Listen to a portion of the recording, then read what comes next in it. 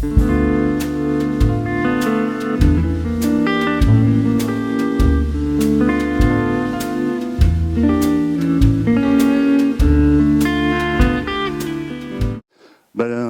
à tous, et puis je vais commencer par remercier Emeline et puis les ZAD de m'avoir invité aujourd'hui. Alors,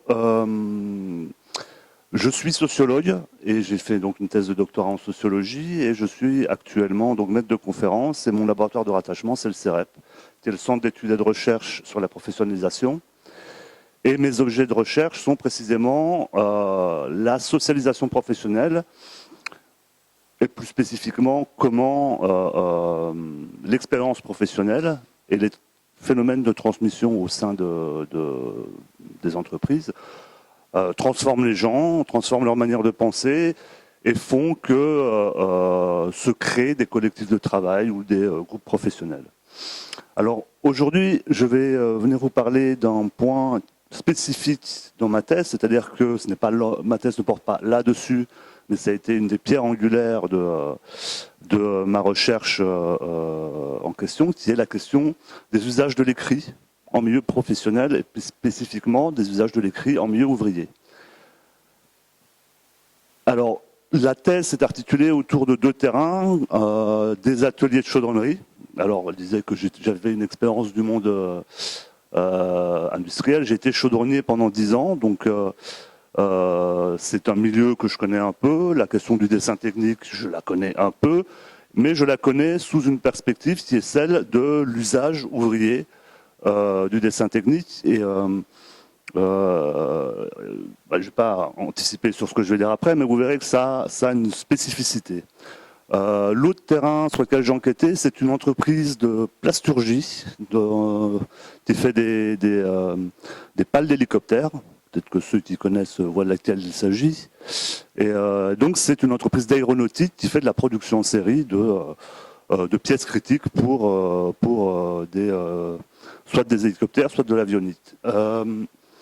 La thèse que j'ai développée fait un comparatif des deux terrains, précisément parce que des logiques de régulation, des logiques de régulation du travail, des logiques d'identité professionnelle vont les distinguer très fort. On va comprendre pourquoi et on va essayer de voir comment la mobilisation de l'écrit, qui est différenciée entre les deux terrains, nous permet de faire sens à précisément la différence, que ce soit du point de vue de l'organisation du travail, mais également du point de vue du rapport de l'ouvrier à sa pratique ou du rapport de l'ouvrier au mode de représentation. Alors,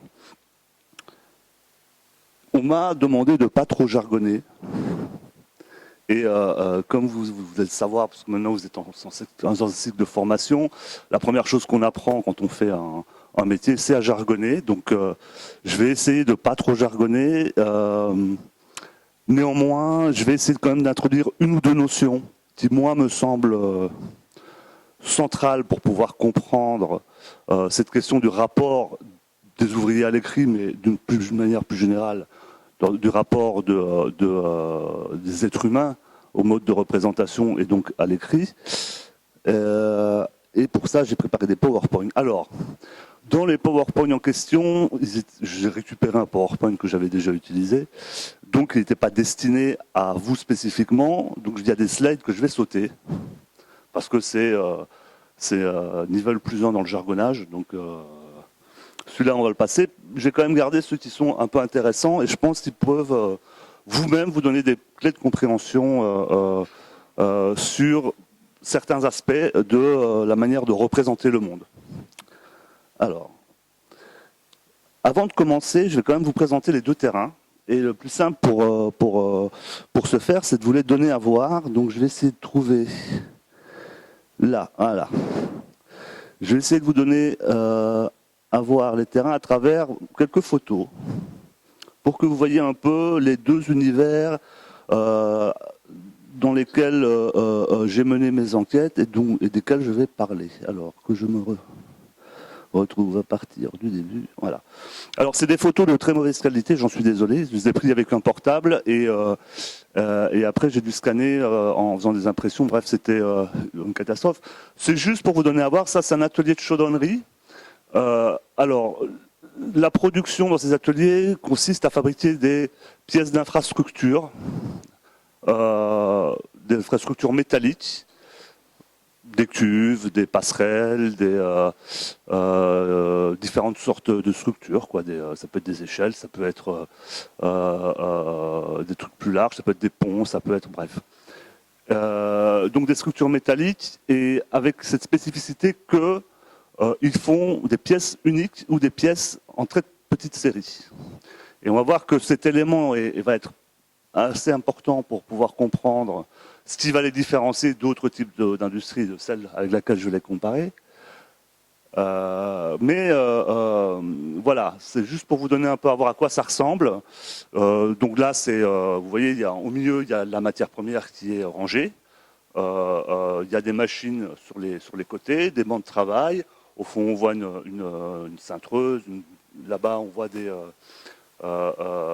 disqueuses. Enfin bref, il y a différents outils. Juste pour vous donner à voir. Alors, toujours le même atelier, mais vu de l'autre côté, avec un ouvrier qui passe. Ça, c'est une table de montage, ou plus exactement une table de travail d'un des chaudronniers, juste pour vous donner à voir à quoi ça ressemble. Là, c'est l'entreprise d'aéronautique en question. Alors ça, j'avais pas le droit de faire des photos dans l'entreprise, parce que c'est très protégé à cause de questions de secret de fabrication, de secret industriel. Du coup, je les ai récupérés sur Internet. Donc ça, c'est ce que l'entreprise donne à voir de ses ateliers, mais bon, ça ressemble à ça. Et là, c'est une chaîne d'équipement d'une pale d'hélicoptère. Donc la pale d'hélicoptère, c'est le grand truc qu'on voit au centre de l'image. Et là, en fait, ils équipent cette pale. Je vous expliquerai un peu plus en détail après comment ils les fabriquent. En fait, c'est du matériau composite, donc ça consiste à assembler des tissus composites et puis dans un moule et puis ensuite à les chauffer pour les faire subir une transformation physico-chimique qui les raidit et les durcit. Après, ils équipent, c'est-à-dire qu'ils mettent des trucs dessus, quoi, que ce soit des bords de fuite, des bords d'attaque. Les bords de fuite, c'est ce qu'il y a au bout. Quoi. Ou différents dispositifs comme des dégivreurs ou des choses comme ça.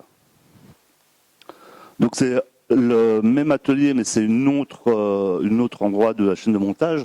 On voit que sur le côté en blanc, c'est ce qu'on appelle des longerons, c'est le cœur de la pale, c'est un matériau composite qu'on va mettre et entouré de matériaux composites. C'est juste pour que vous voyez que c'est pas du tout le même. L'idée, c'est que vous voyez que c'est pas du tout le même type d'organisation du travail. Là, c'est vraiment une organisation en type de poste de travail. De l'autre côté, c'était plutôt une organisation autour de machines, et c'était les ouvriers qui, à part sur leur banc de montage, mais sinon se déplaçaient d'une machine à l'autre. Et ici, les ouvriers sont sur des postes fixes. Hein. Bon, là, c'est pas très très visible, mais normalement, sur la prochaine, on le voit. Voilà, ça, par exemple, c'est un moule de pale, et c'est un poste de travail à part entière. Et donc, les équipes tournent sur ce poste-là, mais ne se déplacent pas, d'un poste à l'autre, quoi. Donc là, on voit bien que c'est pas du tout le même environnement de travail. Là, c'est très normé, organisé autour d'une chaîne de production. De l'autre côté, ça relève plus de l'atelier, du métier artisanal. Enfin, bref. Et donc, ce qui va nous intéresser, ça c'était juste pour vous donner à voir à quoi ça ressemblait. C'est donc, si j'arrive à sortir de ça, voilà. Ce qui va nous intéresser vraiment, ça va être la question de ceci. Alors, je vais commencer depuis le début. Hop. Donc ça, je vous laisserai le document ici, vous pourrez l'avoir. Alors, la question des écrits professionnels ouvriers, ça soulève, alors en tout cas en sociologie, donc du coup, ça va être peut-être pas très évident pour vous, mais ça engage plusieurs débats, plusieurs controverses, notamment sur le rôle de l'écrit, sur le rapport des classes sociales à l'écrit, parce qu'il y a cette question-là qui est posée, c'est quel écrit définit quelle classe sociale? Parce que statistiquement, les gens ont nos relations à l'écrit étaient différenciées en fonction de leur appartenance sociale, en fonction de leur apparence générationnelle, de différentes variables. Et ce qui caractérise généralement les classes ouvrières, c'est en tout cas dans la définition standard de ce qu'est le rapport à l'écrit, c'est un rapport pour le moins ténu de l'écrit. C'est ce qui explique en partie, en tous les cas, dans les analyses qui sont faites, le différentiel de réussite scolaire entre enfants de cadre et enfants d'ouvriers, par exemple, si on prend ces deux catégories-là, c'est que, de manière intrafamiliale, sont transmis des rapports à l'écrit différenciés, et donc des rapports à l'école différenciés, qui favorisent certains par rapport à d'autres dans la réussite scolaire. C'est du point de vue statistique, hein, c'est pas mécanique. Hein, il y a plus de chances que, hein, c'est pas de la mécanique. Donc il y a cet enjeu-là qui est derrière. C'est qu'est-ce que c'est que l'écrit et le rapport à l'écrit des classes ouvrières. Et on va voir que le dessin technique apporte un éclairage là-dessus parce que moi je suis tombé sur quelque chose qui est pour le moins singulier, en tous les cas dans la logique habituelle, c'est le cas de figure de lecteur analphabète. C'est-à-dire que ça je vous le dis tout de suite, hein, c'est le dessin technique pour un ouvrier est un mode de lecture à part entière. Et donc on a un cas de figure où des gens savent, évidemment c'est pas un système de lecture alphabétique, mais c'est un système de lecture à part entière, et donc on a un cas de figure où des ouvriers analphabètes, donc qui ne maîtrisent pas le code alphabétique, qui ne savent ni lire ni écrire, sont capables de maîtriser très très bien la lecture de plan et ce que ça engage. Je vais y revenir un peu après. Mais voilà, il y a cet enjeu-là. Il y a aussi l'enjeu de la question de la régulation des prescriptions du travail. C'est-à-dire comment, et là on est plus sur le volet sociologie du travail, sociologie des organisations, c'est comment sont prescrits et donc compris les fins de l'activité, les fins du travail à des gens dans un médium qui leur est propre. Quoi. Alors, pour ça, je vais introduire deux notions qu'il est important de comprendre pour savoir de quoi on parle. Alors, vous n'êtes peut-être pas sans ignorer, je ne connais pas les cours que vous avez, enfin sur quoi vous avez cours, mais vous n'êtes peut-être pas sans ignorer que le langage n'est pas neutre. C'est-à-dire qu'on pense à travers le langage. Et donc, la manière dont on va parler quelque chose, je peux prendre cette expression-là, va conditionner, ou en tout cas, va transformer la manière dont on va le penser. Ce qui est vrai du langage, l'est vrai également de l'écrit.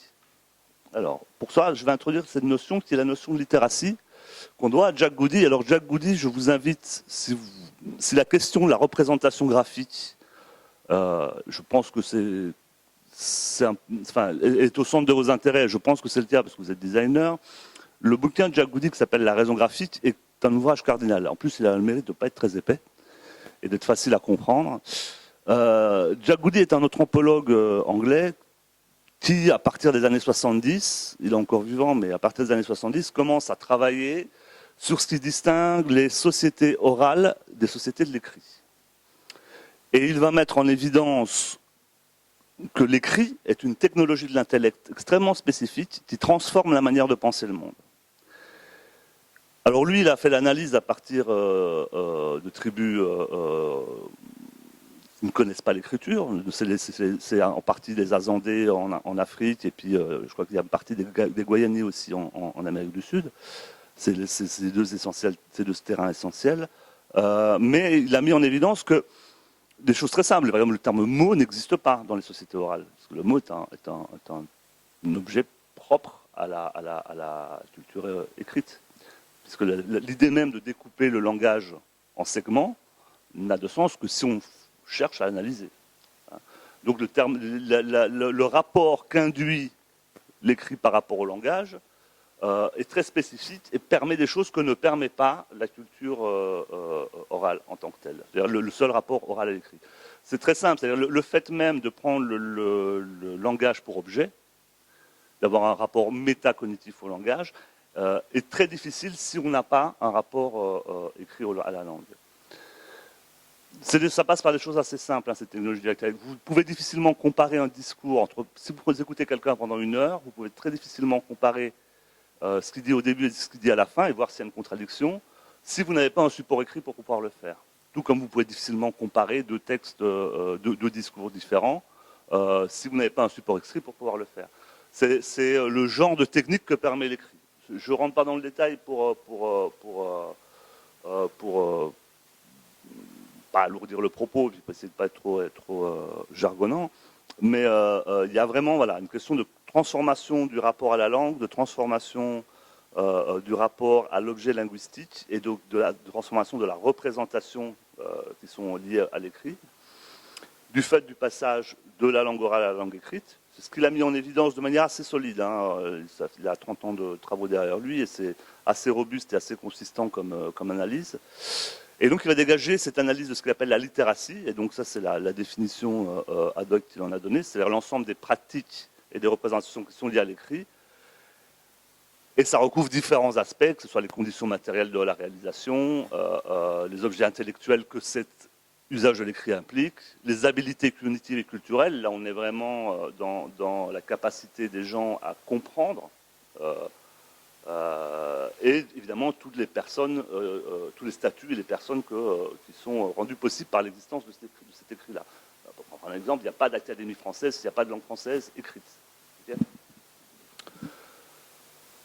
Et donc l'idée, moi, en parlant de littératie, c'est de bien faire comprendre que le rapport ouvrier à l'écrit est une littératie spécifique qui différencie un peu, et parfois même plus que ça, je veux dire, le rapport à l'écrit ouvrier, et qu'il ne peut donc pas être plaqué sur ce qu'on entend habituellement par lecture ou par rapport à l'écrit. Alors, avant de rentrer dans le vif du sujet, parce que là, je suis en train d'introduire un débat qui a lieu au sein de la discipline de la sociologie, qui est la question du rapport à l'écrit. Je ne suis pas sûr que ça soit le cœur de ce qui vous intéresse. Bon, il faut juste comprendre que ça, c'est Jean Bazin et Alban Bensac, sont deux anthropologues, mettent en avant, c'est que considérer les conditions effectives de production et de reproduction d'une pensée, par l'écrit notamment, c'est comprendre la manière dont le langage fonctionne et donc la manière dont la pensée fonctionne. C'est pas un outil, c'est ça qu'il faut. C'est une idée à sortir de là, c'est que l'écrit, c'est pas simplement un outil, c'est une manière de penser le monde. Et que donc comprendre comment fonctionne l'écrit, ou la représentation graphique, c'est comprendre comment les gens pensent le monde. Et par extension, on verra comprendre comment les gens apprennent à utiliser un écrit ou un type de représentation graphique, c'est comprendre comment les gens pensent le monde dans lequel ils sont ou apprennent à penser le monde dans lequel ils sont. Je vais zapper ça. Alors bon, ça c'était, je vous zappe ça, c'est la partie jargonneuse. Ça aussi, c'est un autre débat qui ne va pas nous intéresser. Oui, bah juste, oui, non, c'est pareil. Hein, il faut, enfin, juste pour resituer le débat, une opposition qui existe en sociologie de l'éducation, qui vient des travaux de Bernard Lahire, pose qu'il y a une distinction entre une raison scripturale scolaire, donc écrit-école, et une raison orale pratique, qui renvoie à deux modes de pensée, en tout cas deux modes de pensée tendanciels, qui différencient les groupes sociaux. Je ne vais pas rentrer dans ce débat parce qu'il faudrait que je vous explique toute la théorie bourdieusienne de la culture. Ça serait un peu excéder les capacités de le temps de présentation. Donc, bon, encore une fois, ça, c'est l'enjeu, il était là, quoi. C'était comment penser l'activité ouvrière et comment penser l'ouvrier en activité à travers la question de l'écrit. Juste pour montrer, ça servait à montrer que, d'une manière très très large, le rapport à l'écrit des ouvriers était pensé comme quelque chose d'inexistant ou en tous les cas de conflictuel. Et que donc l'ouvrier était pensé comme mettant les choses de l'écrit à distance. C'est peut-être précisément parce que les questions de la culture, du dessin technique n'étaient pas prises en compte. Bon, rentrons dans le... Bon, ça je passe aussi. Hop. Rentrons dans le vif du sujet. Là, j'ai une représentation en 3 dimensions qui est très rare en mes dessins techniques. C'est-à-dire que c'est rare que les plans comportent ce genre de représentation. Mais je l'ai mise là juste pour vous donner à voir pourquoi les pièces qui sont produites dans les ateliers sont uniques. C'est parce que généralement, elles doivent elles s'articulent à un ensemble d'infrastructures qui sont déjà existantes, qui ont une histoire et qui font que la pièce à produire est par nécessité unique de par le fait qu'elle s'inscrit dans une infrastructure déjà existante. Hein, et qu'on n'est pas dans la production en série où en gros la production est l'identique. Et on va voir que ça va introduire un effet important qui est que tout simplement, dans ce type de production-là, on ne peut pas faire sans le dessin. On peut apprendre à fabriquer, je ne sais pas, un type de produit donné. S'il ne change pas, à terme, on peut se passer du dessin, parce qu'on apprend la manière de faire. Dans ce cas de figure-là, le dessin est ce qui va permettre de penser l'activité industrielle. Précisément parce que ce sont des objets uniques. Et donc, moi, je ne regarde pas le temps passé. Hop. La clé de compréhension du dessin technique, sur lequel je vais revenir après, mais on m'a dit que vous avez des dessins techniques, hein, donc je n'ai pas besoin de détailler la technique du dessin technique. Mais la clé de compréhension, c'est que, alors que d'aucuns seraient amenés à voir dans la représentation du dessin technique la représentation d'un objet à produire, dans la pratique ouvrière, le dessin technique ne représente pas tant, enfin si ça représente une chose à produire, mais ça représente surtout un ensemble de tâches à réaliser. Parce que le dessin technique permet d'inférer un ensemble de tâches, des arbitrages entre différentes activités, des manières de paramétrer son activité. Est-ce que je vais utiliser tel outil ou plutôt tel autre? Est-ce que je vais organiser? Bref, un ensemble d'activités qui découlent du fait de cette pièce à produire, quoi. Donc c'est pas tellement la chose qui est donnée dans la chose représentée que le processus de production qui est donné dans la chose représentée. C'est pour ça que c'est une vraie lecture, hein, parce qu'il y a une décomposition du dessin technique en éléments à réaliser, mais aussi en tâches qui permettent d'inférer un ensemble de tâches qui permettent de réaliser l'élément. Donc il y a une vraie lecture en ce sens du lecture de plan. La preuve la plus évidente, c'est qu'il y a parfois débat sur le dessin. Un même dessin peut conduire à un débat entre 2 ouvriers qui vont avoir 2 idées différentes sur la manière de faire, précisément parce que leur lecture du plan va conduire à 2 interprétations différentes du plan. C'est important de comprendre ça, c'est-à-dire que le fait que ce soit un processus qui soit donné dans la chose représentée vient du fait qu'une pratique professionnelle est associée à un ensemble de graphèmes, à un ensemble d'un système idéographique. Moi, j'ai appelé ça un système idéographique parce que ça renvoie à la fois à des idéogrammes. Il y a un peu de pictogramme parce que ce pictogramme, c'est ce qui représente une chose. Idéogramme, c'est ce qui représente une idée. Il y a du pictogramme parce qu'il y a des choses qui sont représentées, mais il y a de l'idéogramme aussi parce qu'il y a des idées d'action qui sont représentées pour aboutir à la chose. Donc toute cette inférence vient du fait que les gens puissent dans leur pratique professionnelle, d'où l'intérêt pour la question de la socialisation professionnelle, donc de l'ensemble des expériences professionnelles, les gens puissent dans cet ensemble d'expériences professionnelles pour pouvoir dégager quelque chose d'intelligible du plan. Le plan n'est intelligible dans la pratique ouvrière qu'à partir du moment où l'ouvrier a quelque chose dans son expérience professionnelle qui lui permet de tirer des idéogrammes d'action pouvant réaliser la pièce. Sinon, il est obligé de se référer à l'expérience d'autres et donc de mobiliser d'autres savoirs chez d'autres individus et donc d'autres interprétations de ce qu'il y a à faire. Bon. Pour vous donner à comprendre un peu comment ça fonctionne, alors ça c'est un schéma que j'ai refait moi-même. Je crois que c'est même pas AutoCAD. Je crois que je crois que je l'ai fait avec un logiciel très simple. Bref, c'est pour vous enfin, vous connaissez un peu, normalement je présente un peu le dessin technique aux gens, parce que la plupart des gens ne connaissent pas le dessin technique. Là, typiquement, c'est un schéma qu'un ouvrier a eu à réaliser, c'était un parallélogramme, c'était de prendre un plat d'épaisseur 5 dans un acier 137 et de faire une découpe en parallélogramme avec un trou à forer au milieu. Okay, là, c'était juste pour donner à voir l'ensemble des arbitrages qui doivent être faits. C'est-à-dire que l'ouvrier, quand il a ça, parce qu'en gros, c'est ça qu'il a, ça n'a pas cette tête-là. Hein. Un vrai, ça ressemble plutôt à ce genre de choses. Hein. Ça, c'est un domestique. Hein. Ça, c'est les schémas. C'est le premier niveau de formalisation graphique qu'on retrouve dans les ateliers. C'est un mode de communication en tant que tel entre les ouvriers. C'est-à-dire que les gens ne se racontent pas ce qu'il y a à faire ou ce qu'ils doivent faire ou comment ils doivent faire. Ils se gribouillent sur un schéma vite fait, les trucs à faire, et ils se transmettent les informations comme ça. On ne dit pas, par exemple, là, tu me découpes une tôle en bande de 150 et puis tu fores dedans. On file le schéma. Ok ? Donc, quand je dis que ça donne à voir la manière de penser, il faut bien comprendre qu'ici, on a tout un processus diachronique, qui est un processus de production, qui est synthétisé dans une représentation synchronique de ce processus de production, à travers la pièce donnée.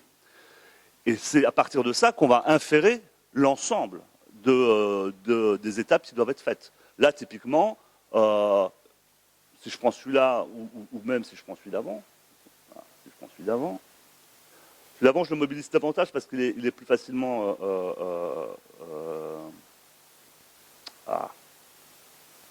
il est plus facilement lisible pour les gens qui n'ont pas l'habitude des schémas. Là, typiquement, on a plusieurs informations. On sait quel type d'acier on doit prendre. On sait qu'on doit le prendre d'une tôle d'épaisseur 5 parce que c'est l'épaisseur de la pièce à produire. On sait que le trou à forer sera de diamètre 10 parce qu'il est indiqué. Le repère, ça sera le repère dans le plan d'ensemble parce qu'il y a différents types de plans. Mais ça, vous avez dû le voir hein, en dessin technique normalement. Les différents types de plans. Plan de détail, plan d'ensemble, tout ça, vous avez vu ou pas? Oui. Bon. Là, quand un novice a ça, parce que c'est le genre de plan qu'ont les novices entre les mains, enfin le genre de schéma qu'ont les novices entre les mains, ils doivent faire l'arbitrage de comment est-ce qu'ils vont faire cette pièce-là. Et donc, globalement, ils savent qu'ils vont prendre une tôle d'épaisseur 5, et puis ils doivent découper dedans. Est-ce qu'ils découpent des bandes de 235 pour après redécouper à 110, ou est-ce qu'ils découpent à 225, ou est-ce qu'ils découpent de bandes de 225 pour recouper à 235? Ça, ils font les arbitrages en fonction du nombre de coupes nécessaires, du nombre de la quantité de chutes de produits qui restent. Enfin bref, ils font des arbitrages à partir de différents paramètres, et après, ils choisissent la manière de faire. En tout cas, dans les ateliers de Chaudronny enquêtés, c'était comme ça qu'ils faisaient. Donc ça, c'est les schémas qui sont dévolus aux jeunes ouvriers. Donc ceux qui ont le moins d'expérience professionnelle, ce sont ceux qui demandent le moins de technicité du point de vue de la maîtrise de la lecture de plan, précisément parce que demandent le moins d'expérience professionnelle pour pouvoir comprendre ce qui est demandé dans le plan. Ça, c'est typiquement un exemple de plan détaillé. Alors, je ne vais pas commenter à chaque fois chaque image, c'est juste pour vous donner à voir à quoi ressemble un plan de dessin technique dans ces ateliers-là. J'avais mis cette image-là pour montrer que c'est pas parce que c'est plus détaillé ou moins, que c'est pas un plan d'ensemble mais un plan partiel, que c'est moins complexe. Là, on voit que, en fait, la complexité va dépendre de la spécificité de l'élément à reproduire. Okay, mais typiquement, quand on voit ça, on sait que l'ouvrier va, la première chose à faire, c'est penser à toute l'activité de traçage. Et on sait que là, il se rend compte qu'il va y avoir beaucoup d'activités de traçage pour pouvoir réaliser ça. Je dis ça de manière très très vite parce que je ne peux pas me rentrer dans la description complète de l'activité de traçage. Je reviendrai après sur le traçage parce que j'ai un PowerPoint spécifique là-dessus pour vous donner à voir un peu comment ça procède. Mais on voit que le degré d'information à prendre en compte ne dépend pas de la taille de représentation du plan, mais dépend de la spécificité de ce qui est représenté. Bon, ça c'est un plan d'ensemble. Ça c'était une cuve. Alors ça c'est la vue en élévation, si je ne me trompe pas. Ouais, je crois que c'est la vue en élévation.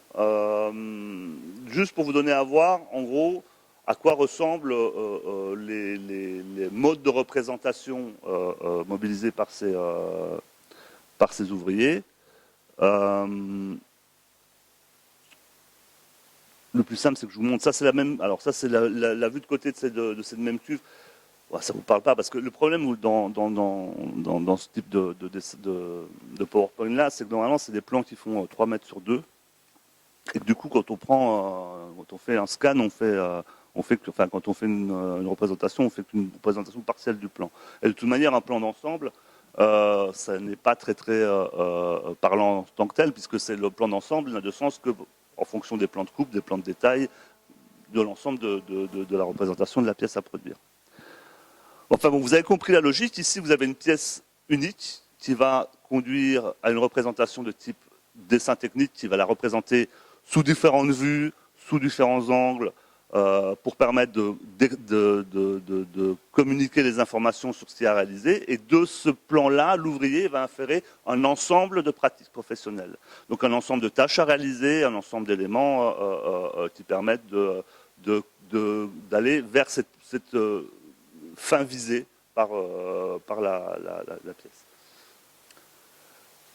Alors là, je passe sur la manière de représenter l'activité dans l'autre entreprise, où là, il n'est plus question de dessin technique, mais de fiche technique. Et on va voir que la fiche technique, ça a un rapport à l'écrit complètement différent, et par conséquent, un rapport à l'activité, à la pratique, assez différente aussi. On voit qu'ici, d'abord, c'est du langage alphabétique. Hein.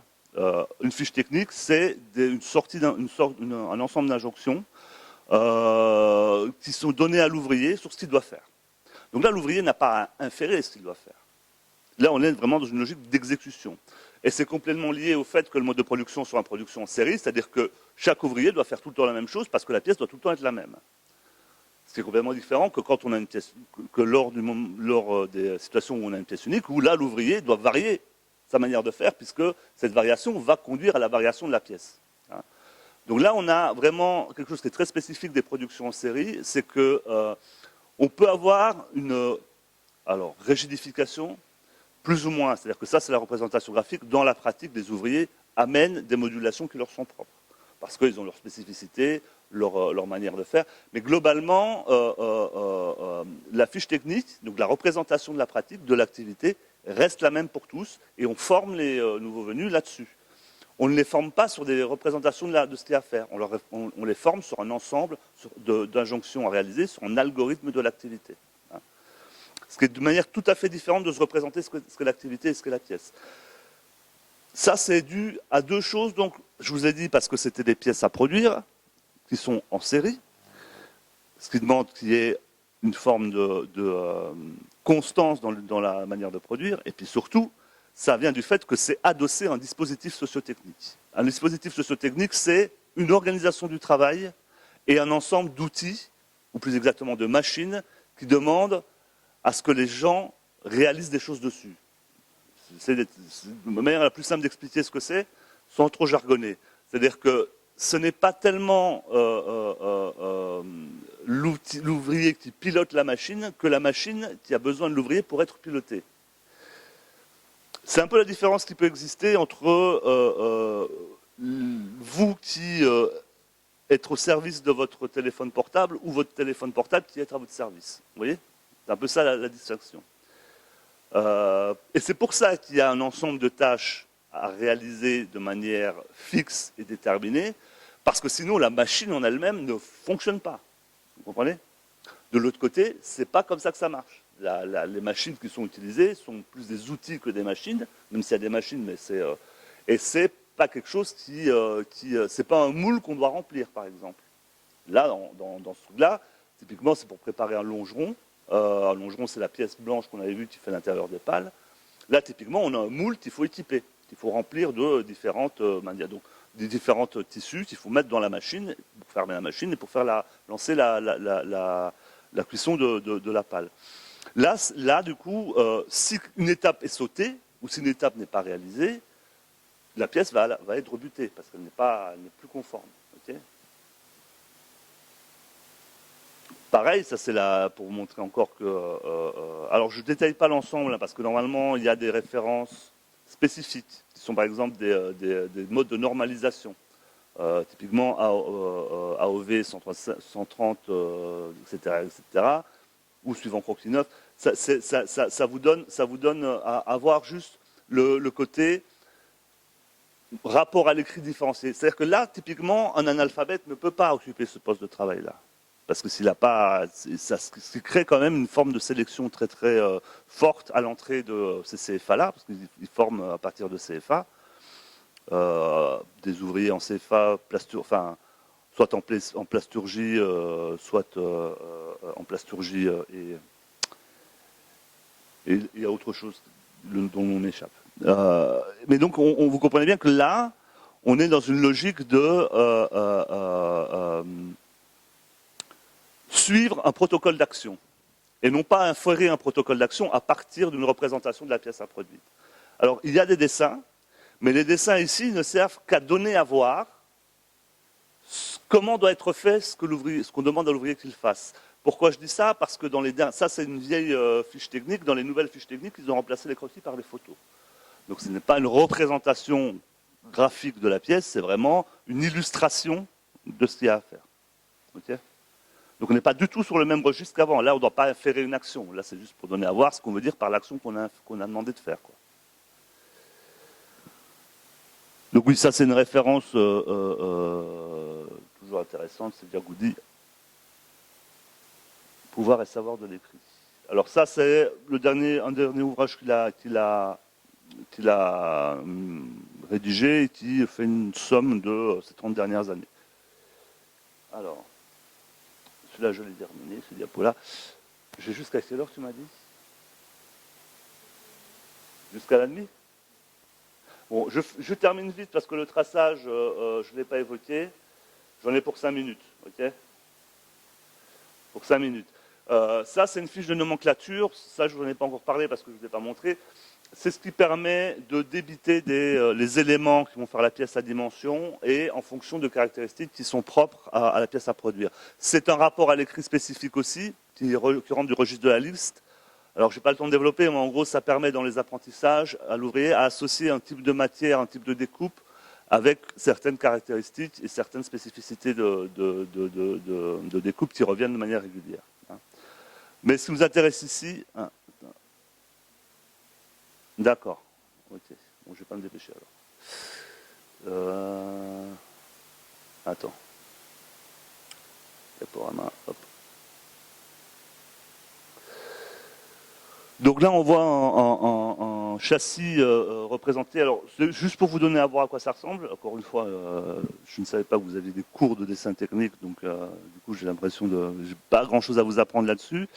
Donc ça, c'est les nomenclatures dont je vous parlais. Ça, alors dans la production, c'est très intéressant parce que c'est la première expérience d'un jeune ouvrier avec la pratique professionnelle. C'est à travers de cette liste d'éléments à découper. Puisque les premières tâches qu'on fait réaliser aux novices, généralement, c'est des tâches de découpe. Donc on les met face à une scie à ruban ou face à une cisaille. Et on dit, voilà, il y a tous ces éléments à découper. Vas-y, bon, généralement, il ne commence pas tout seul, là, il est avec quelqu'un, mais à terme, c'est la première chose qu'on fait. Et alors, c'est intéressant parce que ça permet de se familiariser avec le langage indigène. Hein, vous savez que toute profession a un jargon et ça permet de se familiariser avec ce jargon-là, notamment que ce soit dans les types de manières. Il y a deux éléments qu'il faut comprendre. C'est que les transformations dans le rapport au monde induites de manière à travers la professionnalisation sont de nombreux. D'abord, il y a dans la chaudronnerie, en tout cas, un glissement qui se fait dans la manière de mesurer. À l'école, généralement, on apprend à mesurer en centimètres, virgule, millimètres. Là, on mesure directement en millimètres. Hein, donc, 20 cm,6, c'est 206. Et donc, il y a, à travers ce type de document-là, une acculturation qui est faite, parce que ça demande de travailler. C'est une vraie disposition d'esprit à changer, une vraie manière de se représenter le rapport au monde qui est différent. Le fait de penser en millimètres et non pas de penser en centimètres. En tous les cas, c'est quelque chose qu'on voit de manière régulière, parce que tous ne viennent pas d'une formation technique très spécifique. Hein, ils n'ont pas tous été habitués dans l'école secondaire à devoir penser en millimètres. Bon nombre d'entre eux viennent du général, donc ils ont une formation où on leur a plutôt conduit à penser en centimètres. Donc il y a des acculturations de cet ordre-là, et vous pensez en pouces, hein, un tube de 1 pouce, un tube d'un pouce et demi, des choses comme ça qui renvoient à des dimensions spécifiques. Hein. Donc il y a toute une sorte d'acculturation dans le monde de représentation du monde. C'est un peu comme... on peut trouver l'équivalent par exemple en peinture. Si quelqu'un fait de la peinture ici, il doit être capable de me citer une dizaine de sortes de bleus différents, que je ne connais pas parce que moi je ne fais pas de peinture, et je suis à peu près sûr que pour la moitié d'entre eux, je serai incapable de faire la différence entre les bleus. Parce que la manière de parler le monde et de classifier construit des chaînes de classification qui conduisent à des chaînes de représentation. Et donc, là où quelqu'un qui est très habitué à travailler avec différents registres de peinture, nuances de peinture, va percevoir des choses que quelqu'un qui n'a pas ces registres de peinture-là ne verra pas.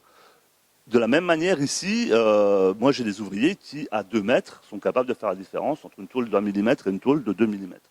Je vous mets au défi de savoir faire ça.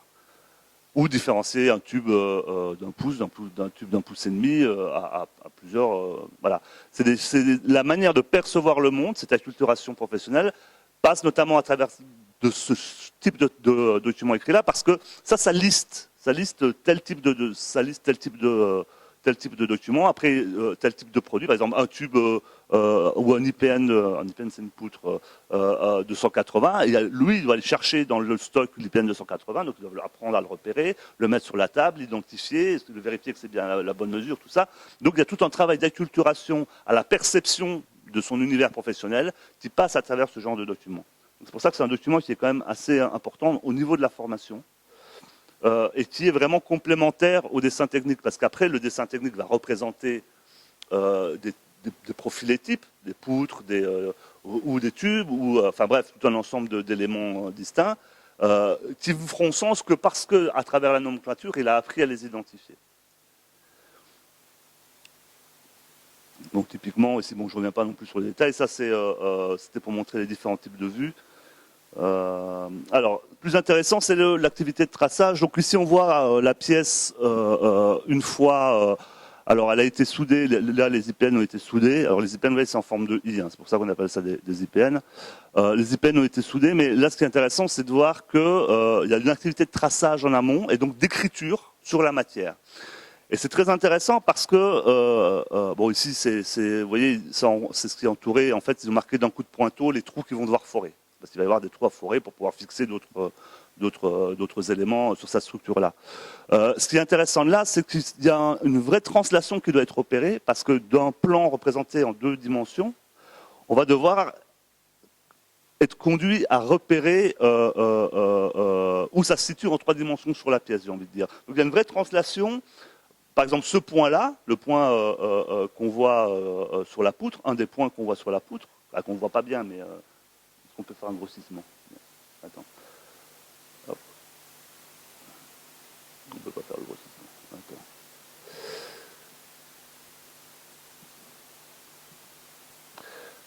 D'accord. Ça sera coupé tout ça au montage. On va y arriver. Donc le point qui a été marqué là, ce qui est entouré en blanc, dedans il y a un point. Ce point-là existe sur le plan en 2 dimensions, dans une vue qui représente la pièce, ça vous le savez, hein, d'un point de vue dimensionnel, enfin, à 2 dimensions, parce qu'à 3 dimensions on ne peut pas conserver toutes les longueurs, donc pour conserver toutes les longueurs, on n'a que 2 dimensions, pour conserver les longueurs exactes. Ce point-là, ils vont devoir le retrouver dans un espace tridimensionnel. Donc il y a des vrais...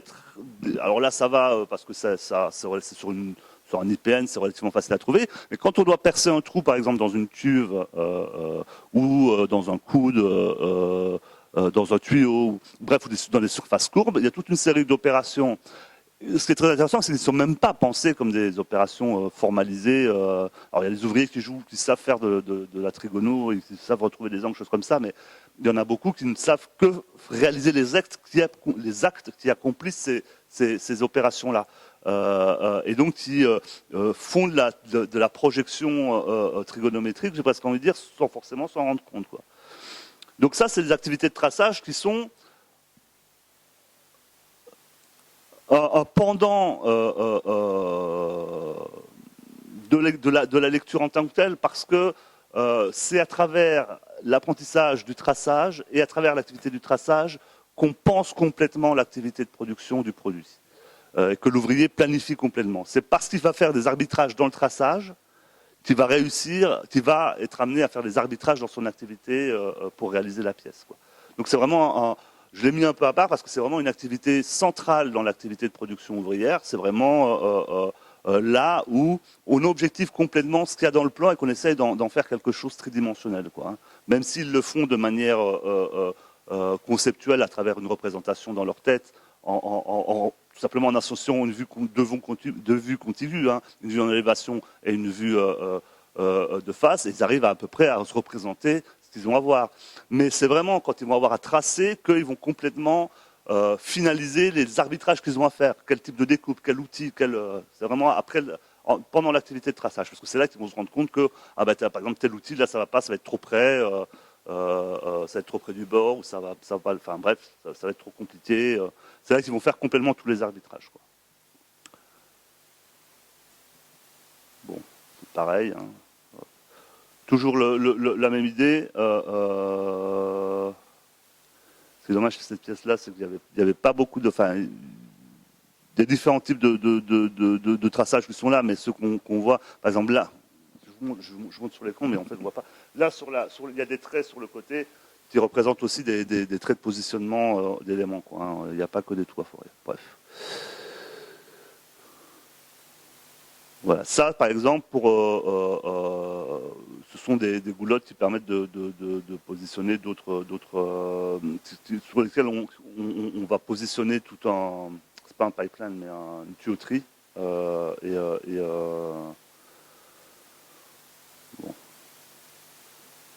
Bref. Bon, je détaille pas plus avant, c'est ce que je vais monter tout à l'heure. Voilà. Et donc ça, c'est le chargement sur le camion d'une pièce qui est filée et peinte, quoi. Bon.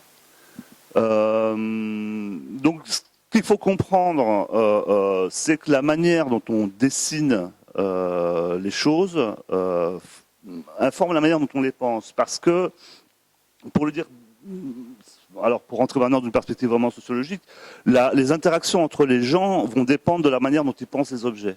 Moi, je vois que les cas de figure de conflit entre ingénieurs, par exemple, et ouvriers,